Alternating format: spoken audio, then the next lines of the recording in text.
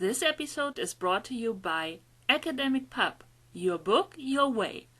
Academic Pub allows you to take content from their copyright-cleared library of over 125 publishers, your files or anything on the web, and create custom course packs that are perfect for you.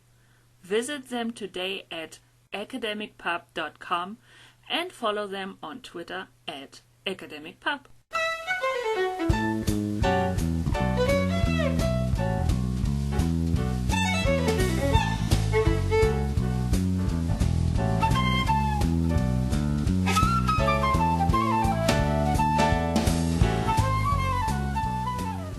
So, hi everyone and welcome to EDUKWEST episode 90 with Jay Chakrapani. He is the Vice President and General Manager of McGraw-Hill Higher Education's digital group. So, Jay, welcome to EDUKWEST and great that you give us a little bit of your time. My pleasure, Kirsten. Thank you for having me. So that's quite an impressive title, but maybe let's dig a little bit deeper into what you are actually doing with the, or as head of the higher education division, and then specifically of the digital group. I think that would be interesting as an introduction to for our viewers or listeners. Yeah, no, I'm happy to do that. I would say that we are a startup within a large organization that has had a heritage of producing great pedagogy and great content for the markets that we serve and the teachers and students that we serve. And we are a small incubator that's growing bigger, that's really the intent of which is to catalyze a transformation from who we are into a digital learning and services powerhouse. Mm-hmm. And so that's very interesting. And while preparing for the interview, I tried, of course, to become a little bit more knowledgeable about you as a person and about what you do. And you mentioned already, so making a maybe transition into something more digital. And I also read something about like adaptive learning and adaptive learning is, of course, one of the big buzzwords in education nowadays. And I would be interested to get your view on what the definition of adaptive learning is for McGraw-Hill, and particularly in your work, and then maybe as the second part of the question, how can your stakeholders, for instance, parents and students, benefit from the your findings and developments in the adaptive learning space? Yeah, I'd be happy to share what we're doing, and we're doing some very, very exciting things. You know, as you said, one of the macro trends in education is to personalize the learning experience, and one of the ways to do so is to use adaptive learning technologies. And underlying, you know, the technology, the real goal is to help students master the skills the skills they need to succeed in life. So things like adaptive learning and personalizing the learning experience really have been goals that have been something that teachers and students have been trying to reach for a very long time. Differentiated instruction, you know, creating instruction and learning paths for the particular needs of an individual student. But until the recent advent of these adaptive technologies, you know, we've been doing it in a lot of different ways. So the concept is not new, but the technology behind it now enables us to do things we've only dreamed of. And, you know, ultimately the goals of which really speak to increasing student engagement, keeping students engaged and in class and having them enjoy the learning experience, and then having them achieve their goals. So a couple things that we're doing that I'd love to highlight are offerings, are a couple offerings. One is LearnSmart, which is an adaptive learning tool that we've been working on for many years.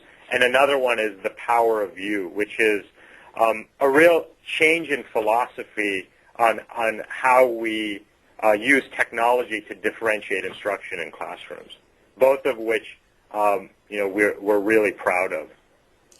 And do you think this whole maybe movement of adaptive learning is truly for every student? So I could imagine the already motivated students who want to get good marks will be naturally highly interested in regularly checking on their performance and their results. Whereas, do you also think some of the students, let's say, struggling, get more aware, or do you think there's also a certain risk implied when a student says, so for me, getting a C in a particular subject, let's say, is perfectly sufficient. And if I set myself this goal and basically maintain using the tools I get provided and the insights I get, that we can also see something in that direction, that students maybe set themselves goals that are not the highest goals they could possibly achieve. Yeah, I mean, see, you make a very interesting point. I mean, a common misconception is that these technologies and personalizing learning is to help the struggling student. What's great about the space and great about the solution is personalizing learning is relevant for everybody. So if you're so I'll give you me as a personal example. I study as an engineer. I've always had my strengths in math and science, but I was never a great writer. I always thought in little bits. And what's great is by personalizing the experience, technologies like this will profile what I know and don't know, and what my strengths and weaknesses are. And so it'll continually challenge me with a personalized learning path. So sort of on the quantitative side, it'll give me more challenging activities that keep me engaged and keep me interested. While on writing and English and grammar, where I'm weaker at, it'll give me more basic activities to work on, so that I'm also challenged appropriately, but not overwhelmed with too difficult tasks. And that's the goal. It's really to have technology assist in creating a personalized experience that is tuned to where an individual learner's sort of progress is, and to give them the most efficient path. I mean, one of the things we use this as an analogy is as a GPS. Mm-hmm. Everybody needs to get somewhere, and everybody is at a certain point. And a GPS, just like a global positioning system and navigation device, charts out the most efficient way for someone to get from point A to point B. And different people are at different starting points. And so what's great is that this is like a learning GPS, and it charts out the particular path for an individual, knowing their strengths and weaknesses lie in different areas. Which is what is brilliant about solutions like this, and specifically products that we have like LearnSmart and the Power of You. Right, good analogy. And do you also see a bigger place or more importance of, like, let's say, the parents' role in this whole personalized plans than maybe what we more or less see in school today, that you have this parent-teacher meeting once a year or maybe once in a term. Yeah, I mean, so let me give you an example of LearnSmart. So one of the most brilliant things that is an artifact of classrooms going digital is that you're capturing an incredible amount of data around student performance and their paths through their learning.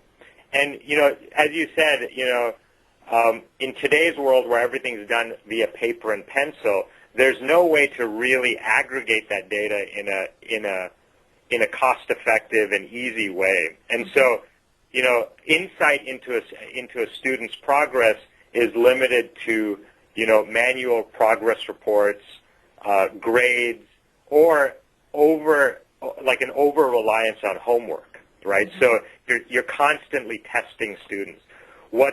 In order to get that data. And, I'll give you an example in higher education. By the time a student hits their midterm and they get a bad grade on their midterm, that's the worst time to realize that you're not on track, because basically you're at a point where you may not be able to recover. And that creates extreme demotivation to a student. I want to basically know, so things like adaptive learning technologies allow you to have insight into where you stand in sort of in terms of the learning goals of a course at every point. I mean, just like a GPS or even just like a fitness tracker, where am I at my weight goal? This is the same thing. It's where am I at in my learning goal? And the insight that it provides to an instructor and to a parent, they can look at what are the strengths of the student, what are the weaknesses of the student. And one of the other real interesting things with our product LearnSmart is it also has a metacognitive layer. Now, that's a lot of people might not understand what metacognition is, but it basically is an indication of what you think you know and what you do know. So LearnSmart also tracks their real performance against what they thought they do. So the worst quadrant is where you think you know something, but your actual performance shows that that you don't know. So we give that kind of insight to an instructors and parents, so they can target intervention and they can target recommendation and guidance really, really easily. And it's done on a continuous basis. So a parent can log in or an instructor can log in, and they have very rich profiles of their students, so they can see both at an individual student level and at an aggregate level what are the weakest areas, what are the areas that we need to refresh on, what are the areas that I need to pinpoint. So it's a tremendous, tremendous teaching and parental guidance tool. Absolutely. That sounds very interesting. So let me ask you, still, I guess many people will see McGraw-Hill more in terms of thinking of your company as a traditional publisher, whereas you said with the digital group, you are sort of an incubator, as you so nicely put it, an incubator within the big McGraw-Hill company or family. So also, when you look a little bit over the home page, this digital element is not necessarily the most prominent yet. However, in your previous answer, I got that you are very intensively thinking about going digital and making this transitions. So how long have you been thinking about it, and when do you think, or do you think that today's traditional textbook publishers will eventually become much more a digital company. So will McGraw-Hill become a digital company, and when do you think this might happen? Yeah, so our website doesn't do justice to how digital we already are. For example, it would probably surprise you that we've been at the adaptive learning game for almost 10 years, and for the last 3 years, we have the undisputed lead in adaptive learning with a product we call LearnSmart. So LearnSmart we launched in 2008. We have almost 40 course areas across the higher education disciplines that have a LearnSmart capability, and we have over 60 course areas planned for the end of this year. We almost have, just to give you some more statistics, we have about a 500 million probes or adaptive learning content that's been delivered to students today. An individual student, so we serve almost 3 million individual students with our digital learning products. Wow, that's a lot already. Yeah, it's nice. Incredible. And and each individual student, for example, has taken over 750 learning resources through and learning probes through our LearnSmart adaptive learning technology. So I would say we've tipped in terms of having this go to our mass market. And half of our business is digital or influenced by digital, at least within higher ed. So. And so you seem to be much more working with LearnSmart and other, of course, digital or personalized learning products within the overall offer of McGraw-Hill. However, if we talk a little bit about textbooks and then e-textbooks, as the question arises, I have to ask you, as part of McGraw-Hill, why are prices so relatively high of e-textbooks when compared to normal like print traditional textbooks?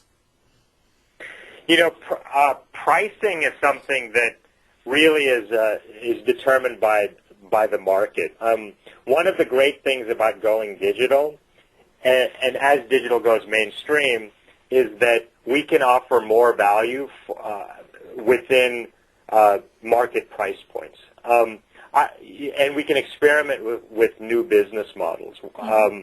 And that's the faster we can move digital, the more value we can provide at the price point, and also provide more diversity in the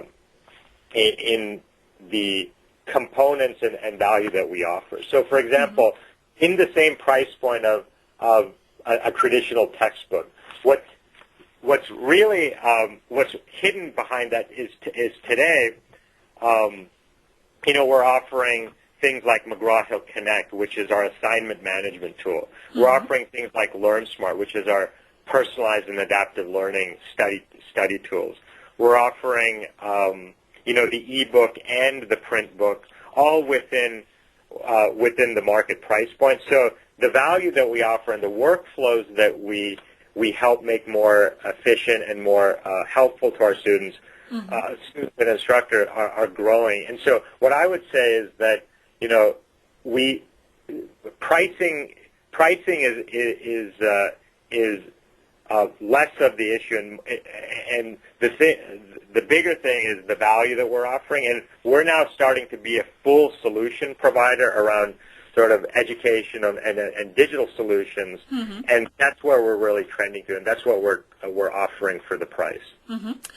So then when you say you want to give this unified experience in being or having a complete digital offer, what about platforms then? As in what we currently see, the landscape is pretty fragmented. You have, of course, the Apple platform. You can also publish e-books or e-textbooks on Android, and who knows what will come next, and who knows what the landscape will look like in, let's say, 5 years or so. Where do you see the future if you want to provide a complete or a whole experience out of one hand? Are you working towards, I could imagine something like your own platform, having a platform completely built for McGraw-Hill digital products, or do you think you are quite comfortable with the different, more segmented providers, and you want to continue on this path? Yeah, so there's a couple really driving principles for us. One is we are never going to keep up with the proliferation of devices, right? So every day you read in the news there's, a 3-inch device, a 4.5-inch device, a tablet, a desktop, an ultrabook. So, and the sort of the second, so there's going to be always creative companies that are producing really great products around platforms and devices. I mean, the second guiding principle is, if we've learned anything from Apple, user experience matters, right? So creating a seamless user experience really and making it very, very easy to use is something that's a real guiding principle for us. And so one of the tenets that we operate under is to create beautiful user experiences that work harmoniously in any environment that our customers live in. So so if you look at our Connect product or our LearnSmart product or our McGraw-Hill Create products or platforms, they all have extremely simple user experiences, because one of the big challenges that we have is moving instructors and students who have traditionally learned and taught in a certain way, to get them into digital.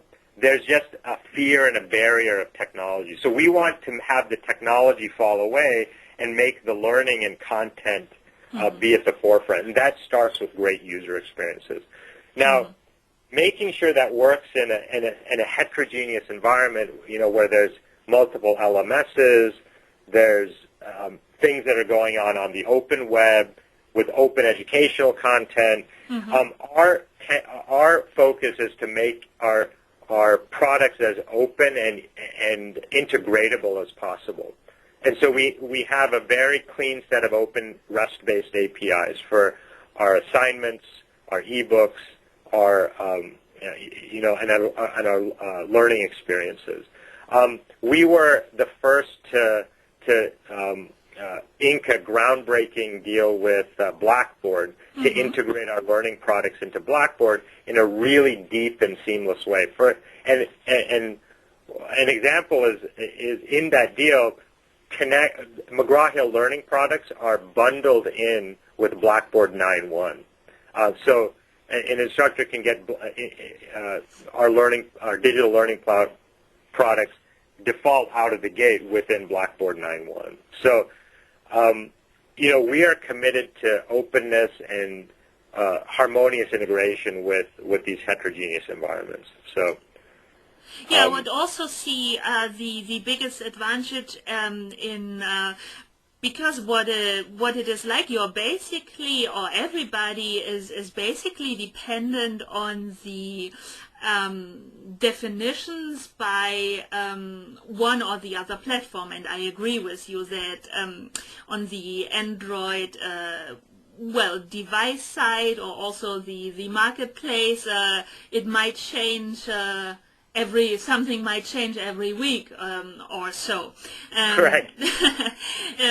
On the other hand, of course, who knows if Apple will be the dominant platform for e-book publishing or textbook publishing in the next 5 years.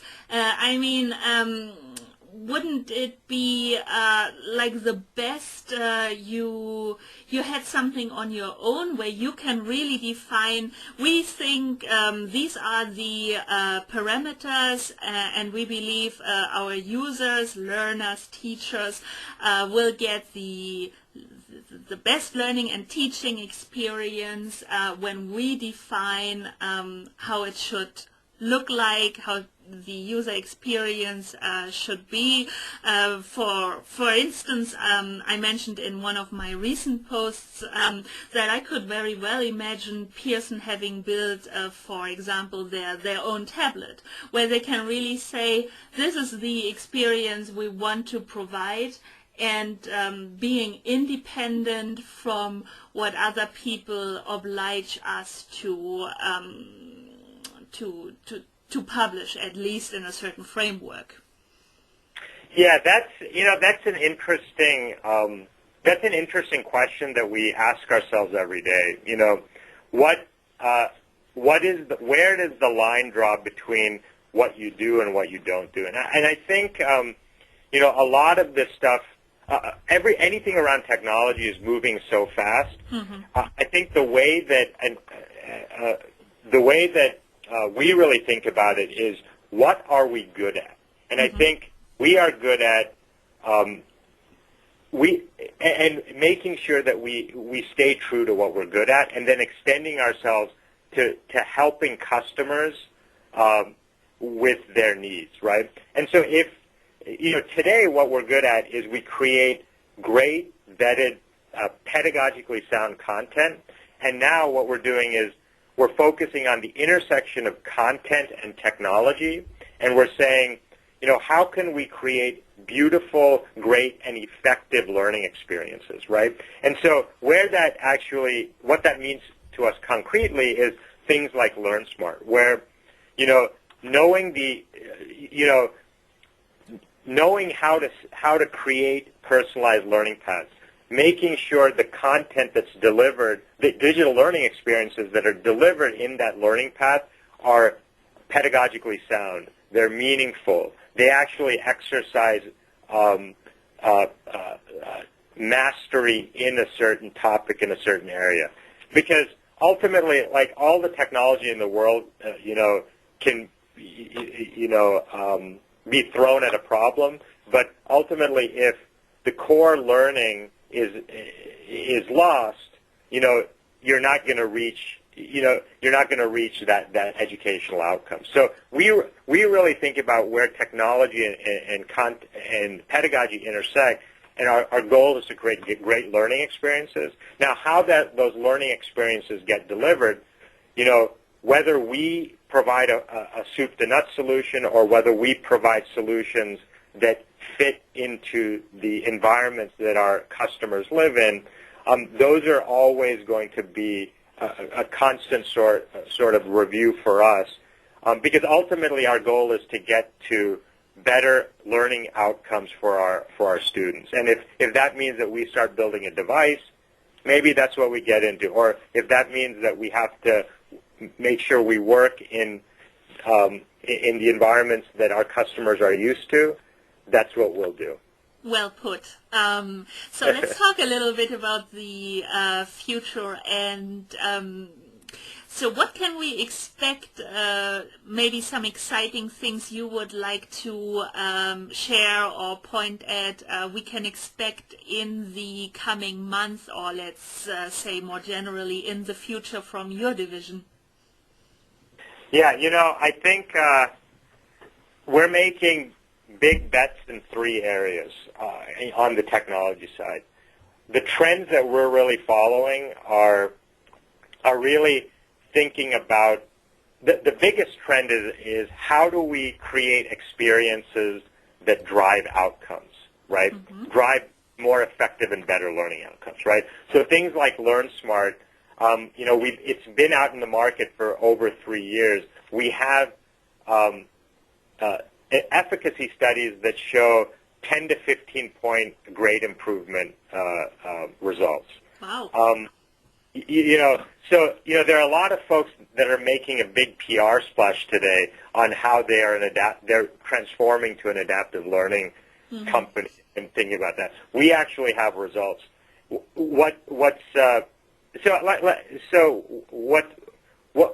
you'll see in the coming sort of months and years from us is building on that premise and really focusing on that personalized learning experience. Mm-hmm. The other area that I'd love to share with you is, having the best adaptive algorithms in the world, and having that personalization only takes you so far. The actual learning activities that are in the learning path have to make sense and have to matter. And so one of the things that we've started to transform, re-engineer internally is we are rethinking how we produce our content and learning experiences around the fact that now that things are going to be chunked up into learning paths. So the product mm-hmm. that we deliver in the future is not going to be a textbook, but a product that we deliver is going to be oriented around individual learning paths. And so really, our focus is around creating those great learning experiences, because if you don't create those learning experiences, it doesn't matter what your learning path is. If those learning experiences, whether it be assessment, whether it be videos, whether it be text, whether it be these story-based learning environments, or it doesn't matter unless you have that. So, for example, to produce LearnSmart, we've re-engineered our content teams where we have 1,200 subject matter experts producing content specifically for our LearnSmart products. And we're re-engineering our entire internal staff to create these great learning experiences. And so a lot of the innovation that you're going to see is actually going to be hidden from you, because it's really it seems to be that there's going on a lot of innovation, but we cannot yet see very much of it publicly. Hmm? Yeah, because we're reinventing our company. We're reinventing our company to produce personal learning experiences, and and we've been in the game longer than anyone, so we have a head start in producing stuff that delivers great outcomes, and we're really excited about that. So, however, let me ask you, so for curious people who would like to see and to learn more what you are doing with your division, is there a place on the internet, or how can they learn more about the things that are going on? Yeah, the best way to do it is search on Google for McGraw-Hill Connect, and you'll see our flagship teaching and learning platform. The other phrase you should search is McGraw-Hill LearnSmart, and that'll give your listeners a deep understanding of our adaptive learning products and our more information on how they could use that in their classrooms. Perfect. Jay, thank you so much for taking the time and talk about the digital initiatives and the personalized learning products you are working on, and that was really, really interesting, informative, and thank you very much for the interview. Thank you, Kirsten. It was a pleasure to do this for you and your listeners.